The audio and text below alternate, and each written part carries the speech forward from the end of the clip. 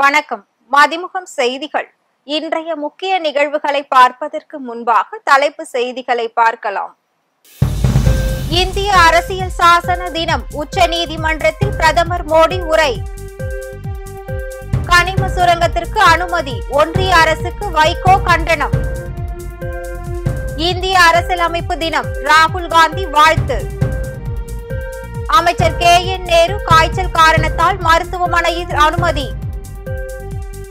தமிழகத்தில் 9 துறைமுகங்களில் 1ஆம் எண் புயல் எச்சரிக்கை.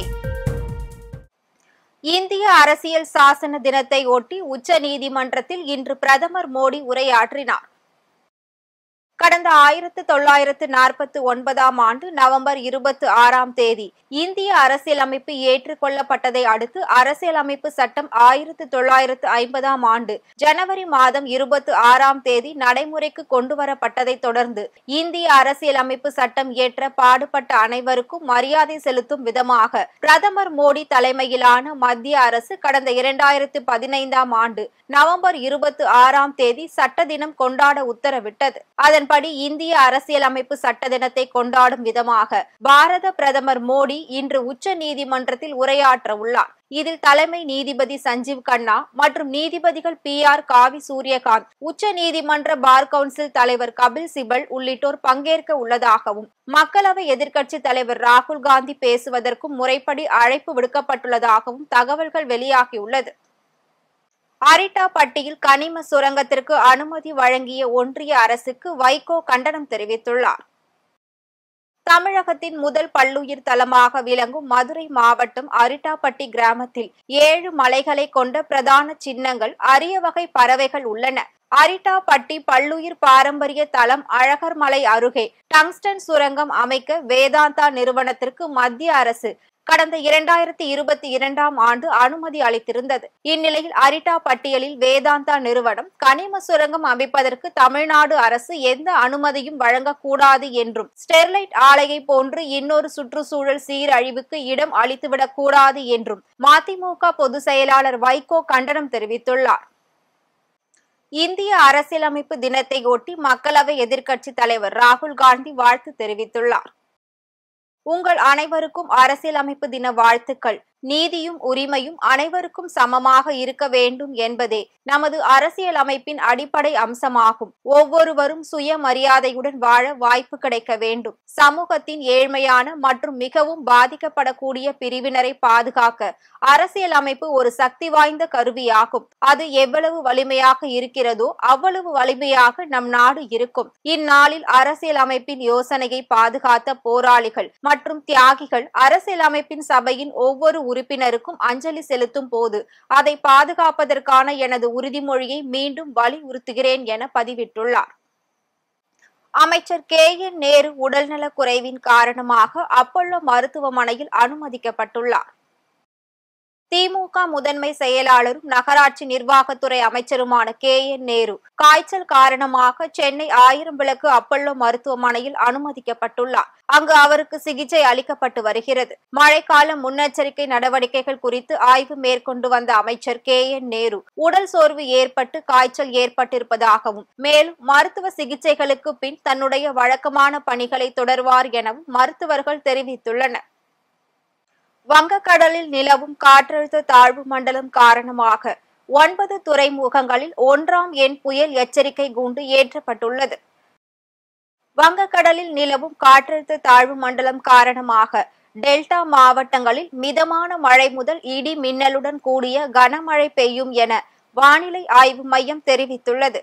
இது தொடர்பாக இந்திய வானிலை ஆய்வு மையம் வெளியிட்டுள்ள அறிவிப்பில், தென்கிழக்கு வங்கக்கடல் மற்றும் கிழக்கு இந்திய பெருங்கடல் பகுதிகளில் உருவாகியுள்ள புதிய காற்றழுத்த தாழ்வு மண்டலமாக வலுப்பெற்றுள்ள நிலையில் தமிழகத்தில் இன்று முதல் டிசம்பர் 1ஆம் தேதி வரை மிதமான மழை முதல் இடி மின்னலுடன் கூடிய கனமழை பெய்யக்கூடும் என எச்சரிக்கை விடுத்துள்ளது. அதனைப்போல் சென்னையில் இன்று வானம் மேகமூட்டத்துடன் அதன் புறநகர் பகுதிகளில் இடி மின்னலுடன் கூடிய மிதமான மழை பெய்யக்கூடும் என அறிவித்துள்ளது. மற்றும் சூறாவளி காற்று மணிக்கு 55 கிலோமீட்டர் வேகம் முதல் 75 கிலோமீட்டர் வேகம் வரை சூறாவளி காற்று வீசக்கூடும் என்பதால் மீனவர்கள் கடலுக்கு செல்ல வேண்டாம் எனவும் எச்சரிக்கை விடுத்துள்ளது.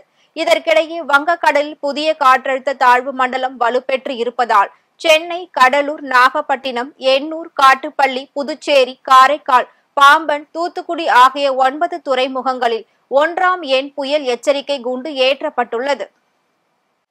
மகாராஷ்டிர முதலமைச்சர் ஏக்நாத் ஷிண்டே பதவி ராஜினாமா குறித்து ஆளுநர் சி.பி. ராதாகிருஷ்ணனை நேரில் சந்தித்து கடிதம் அளித்துள்ளார்.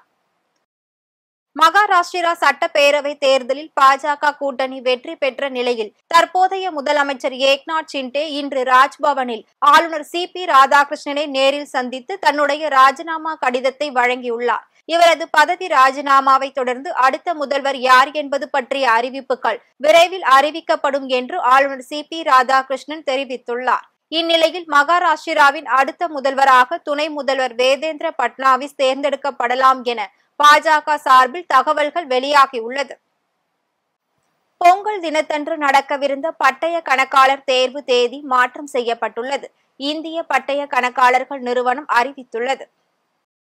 இந்தியா முழுவதும் பட்டய கணக்காளர் தேர்வு அடுத்த ஆண்டு ஜனவரி 12, 14, 16, 18 ஆகிய தேதிகளில் நடைபெறும் என சார்ட்டர்ட் அக்கவுண்ட்ஸ் ஆஃப் இந்தியா நிறுவனம் வெளியிட்டதை அடுத்து தேர்வு எழுதும் மாணவர்களுக்கு பெரும் சிரமத்தை சந்திக்க கூடும் என பல்வேறு அரசியல் கட்சியினர் கண்டனம் தெரிவித்திருந்தனர். இதற்கு மத்திய நிதியமைச்சர் நிர்மலா சீதாராமன் தேர்வு ஆணையத்தின் முடிவுகளில் மத்திய அரசு தலையிடுவதில்லை என பதில் அளித்திருந்தார். இந்நிலையில் தொடர்ந்து எதிர்ப்புகள் வலுத்து வந்த நிலையில் ஜனவரி மாதம் 14ஆம் தேதி நடைபெறவிருந்த CA தேர்வுகள் ஜனவரி 16ஆம் தேதி அன்று தொடங்கும் என இந்திய பட்டய கணக்காளர் நிறுவனம் அறிவிப்பு வெளியிட்டுள்ளது.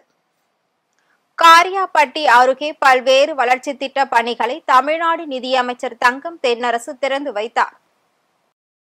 விருதுநகர் மாவட்டம் காரியாபட்டி ஊராட்சி ஒன்றியத்திற்கு உட்பட்ட கெப்பிலிங்கம்பட்டி கிராமத்தில் சுமார் 25 லட்சம் மதிப்பீட்டில் அயோத்திதாசர் பண்டிதர் ஆதி திராவிடர் குடியிருப்பு மேம்பாட்டு திட்ட நிதியில் இருந்து கட்டப்பட்ட புதிய சமுதாய கூட கட்டிடத்தை தமிழ்நாடு நிதி சுற்றுச்சூழல் மற்றும் காலநிலை மாற்றத்துறை அமைச்சர் தங்கம் தென்னரசு திறந்து வைத்தார். இதனைத் தொடர்ந்து கடமங்கலம் 4 வழி சாலை விலக்கில் ஒன்றிய பொது நிதியில் இருந்து சுமார் 6 லட்சம் மதிப்பீட்டில் கட்டப்பட்ட பயணிகள் நிழற்குடையினை பொதுமக்கள் பயன்பாட்டிற்காக அமைச்சர் தங்கம் தென்னரசு திறந்து வைத்தார். இதனைத் தொடர்ந்து கீழ் உப்பிலிக்குண்டு புதூர் கிராமத்தில் சட்டமன்ற உறுப்பினர் தொகுதி மேம்பாட்டு நிதியில் இருந்து 7,50,000 மதிப்பீட்டில் கட்டப்பட்ட புதிய கலையரங்க கட்டிடத்தை பொதுமக்கள் பயன்பாட்டிற்காக அமைச்சர் தங்கம் தென்னரசு திறந்து வைத்தார். தேர்தல் வரும்போதுதான் வன்னிய மக்கள் குறித்து டாக்டர் ராமதாசுக்கு அக்கறை வரும் என போக்குவரத்து துறை அமைச்சர் சிவசங்கர் குற்றம் சாட்டியுள்ளார். அரியலூரில் திமுகவின் பொது உறுப்பினர்கள் கூட்டம் நடைபெற்றது. இதில் கலந்து கொண்ட அமைச்சர் சிவசங்கர் செய்தியாளர்களை சந்தித்தார். அப்போது பேசிய அவர், அதிமுக ஆட்சி காலத்தில் சுடப்பட்டு கொல்லப்பட்ட வன்னிய சமூகத்தை சேர்ந்த வன்னிய இட ஒதுக்கீடு போராளிகளுக்கு நினைவு மண்டபத்தை தமிழ்நாடு முதலமைச்சர் திறந்து வைக்கிறார். தொடர்ந்து பேசிய அவர், இது வன்னிய மக்கள் மீது தமிழ்நாடு முதலமைச்சர் காட்டும் மதிப்பை சிறப்பாக எடுத்து காட்டும். எனவே அவர் மீது புழுதி வாரி தூற்ற வேண்டும் என்ற எண்ணத்தில் டாக்டர் ராமதாஸ் இந்த அறிக்கையை வெளியிட்டுள்ளார் என குற்றம் சாட்டினார். முதலமைச்சர் அவர்கள் குறித்து டாக்டர் ராமதாஸ் அவர்கள் தெரிவித்திருக்கின்ற கருத்து என்பது நீதிக்கு மாறானது. ஏற்கனவே இந்த 10.5% இடஒதுக்கீட்டால் வன்னியர்களுக்கு இழப்பீடு தான் என்பதை சட்டமன்றத்தில் நான் மிக தெளிவாக புள்ளிவிவரத்தோடு அழுத்தத்தோடு சொல்லியிருக்கின்றேன்.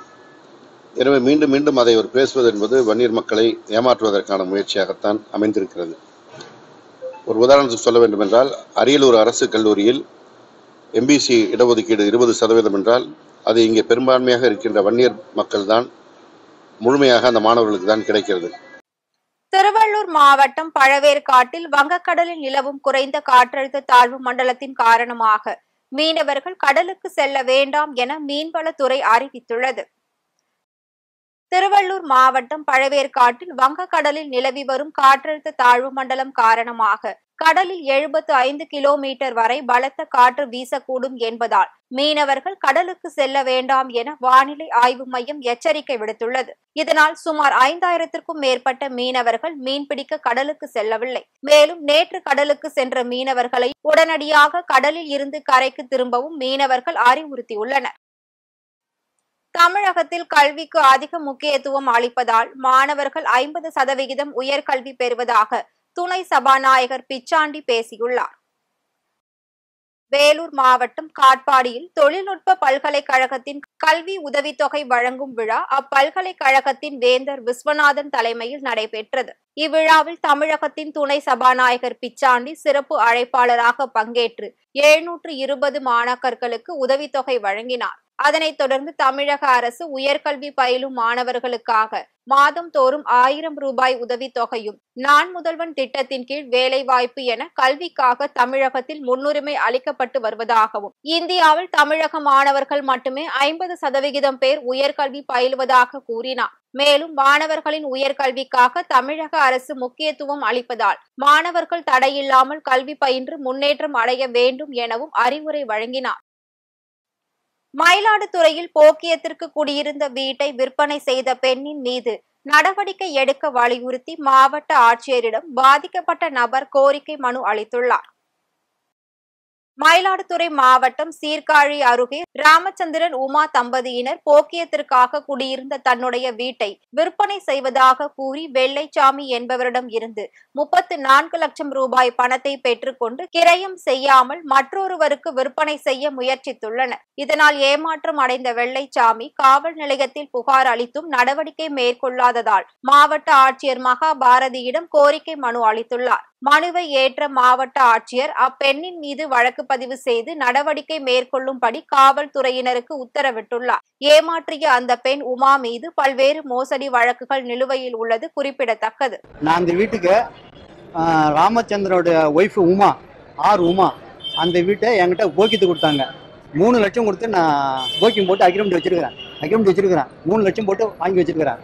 நான் போக்கியம் போய் ஒரு மாதம் கழிச்சு அந்த உமா என் வீட்டுக்கு வந்து, சார் வீடு விற்க போகிறோம் வாங்கிக்கிறீங்களான்னு கேட்டாங்க. சரிம்மா வாங்கிக்கிறேம்மான்னு கேட்டேன். அப்புறம் அந்த பெரிய கோயிலில் உட்காந்து பேசினாங்க. பேசிட்டு 39லேருந்து 40லேருந்து 34 பேசி முடித்தேன். 34 பேசி முடித்ததும் நான் கொஞ்சம் பணம் கொடுத்துட்டேன் நான்.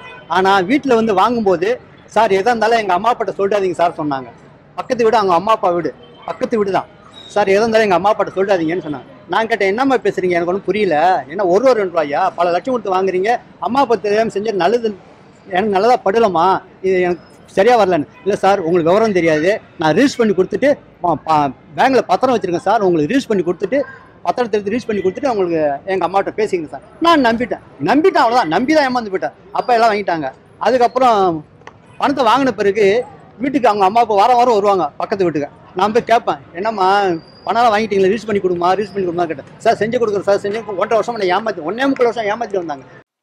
சிஎம்சி மருத்துவமனையின் மருத்துவர்கள் புற்றுநோய் பரவுவதை தடுப்பது குறித்தும் அதற்கான மருத்துவம் குறித்தும் பொது மக்களிடையே விழிப்புணர்வை ஏற்படுத்தினர். வேலூர் மாவட்டம் கிறிஸ்துவ மருத்துவ கல்லூரி மருத்துவமனையின் இயக்குனர் விக்ரம் மேத்யூ தலைமையில் இன்று புற்றுநோய் பரவுவது குறித்தும், கீமோதெரபி சிகிச்சை மற்றும் கதிரியக்க சிகிச்சைகளின் அவசியம் குறித்தும், புற்றுநோய் தடுப்பதற்கான வழிகள் குறித்தும், வயிற்று புற்றுநோய் குறித்து அச்சப்பட தேவையில்லை என்றும், அறுவை சிகிச்சைகளை கீமோதெரபி மூலம் குணப்படுத்த முடியும் என்று மக்களுக்கு விழிப்புணர்வை ஏற்படுத்தியும் புற்றுநோய்களை குணப்படுத்திட முடியும் என்றும் நம்பிக்கை தெரிவித்தனர். வெளிநாட்டிற்கு சென்ற மகன் 3 வருட காலமாக தொடர்பு இல்லாத காரணத்தால் தன் மகனை மீட்டு தர வேண்டும் என கூறி தாய் கலெக்டரிடம் மனு அளித்துள்ளார்.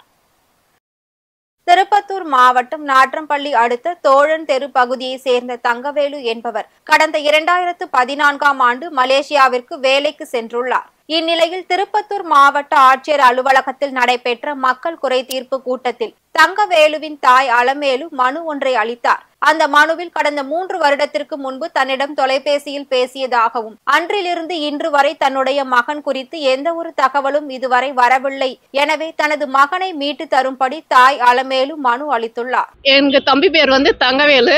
அவன் 12 வருஷத்துக்கு முன்னாடி அவன் வெளிநாடு போயிட்டு வேலைக்கு போறேன்னு போனவன். போன் பண்ணுவான் அப்பா அடிக்கடி. இப்ப அந்த 3 வருஷம் எந்த ஒரு கான்ட்ராக்டுமே கிடையாது. அதனால நாங்க இன்னைக்கு திருப்பத்தூர்ல கலெக்டர் ஆபீஸ்ல மனு கொடுத்தோம். அவனை கண்டுபிடிச்சி தரேன்னு தான் சொல்லிக்கிறாங்க. அது அவனை பத்தி ஸ்டெப் எடுக்கிறேன்னு சொல்லிக்கிறாங்க. எவ்வளவு கூடிய சீக்கிரத்துல எங்களுக்கு கண்டுபிடிச்சி அவனுக்கு இருக்கிற இடத்த எங்களுக்கு கண்டுபிடிச்சி காட்டணும். வேலூர் கால்நடை மருத்துவமனையில் மருந்துகள் தட்டுப்பாட்டால் கால்நடைகள் பாதிப்பிற்கு உள்ளானதால் நடவடிக்கை மேற்கொள்ள வலியுறுத்தி விவசாயிகள் கோரிக்கை விடுத்துள்ளனர்.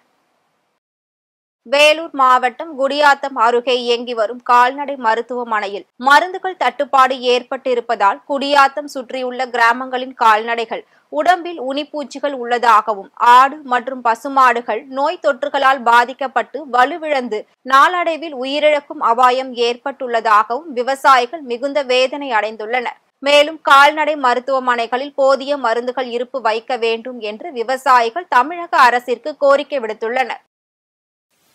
தமிழக வெற்றி கழக தலைவர் விஜய் ஒரு தேர்தலை சந்தித்த பின்னரே அரசியல் பற்றி தெரியும் என மயிலாடுதுறை விசிக எம்எல்ஏ ஆளுநர் ஷனவாஸ் பேட்டி அளித்துள்ளார்.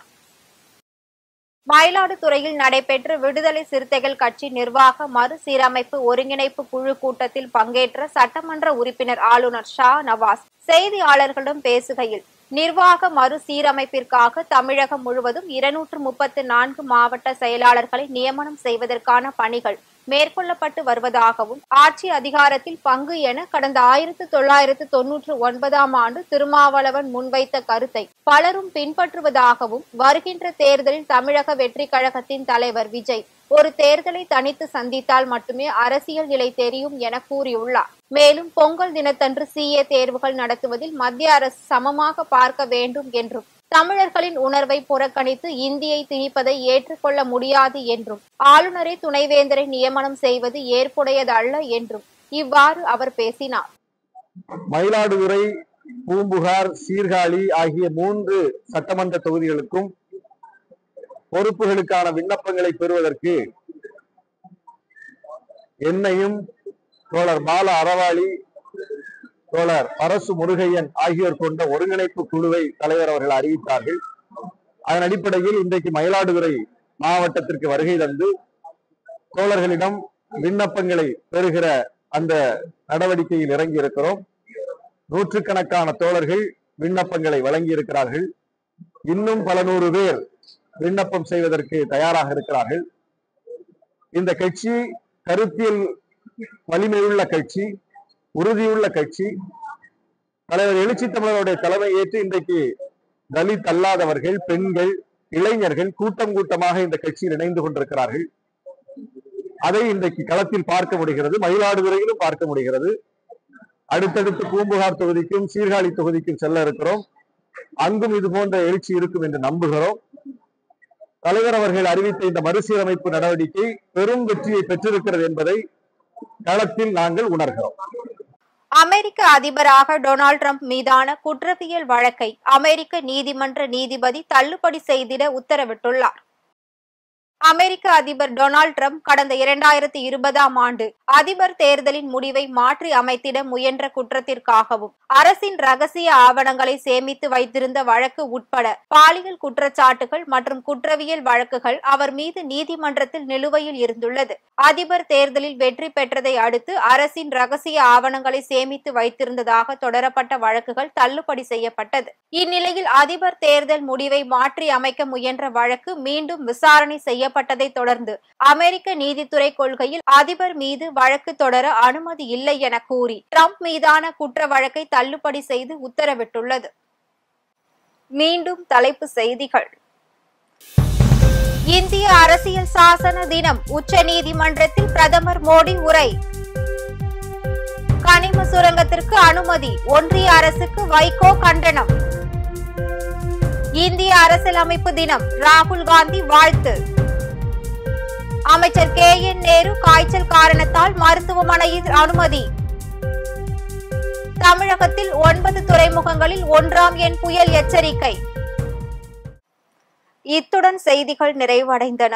மீண்டும் செய்திகள் இரவு 8 மணிக்கு. மேலும் செய்திகளை தெரிந்து கொள்ள மதிமுகம் பிரைம் யூடியூப் தளத்தில் இணைந்திருங்கள்.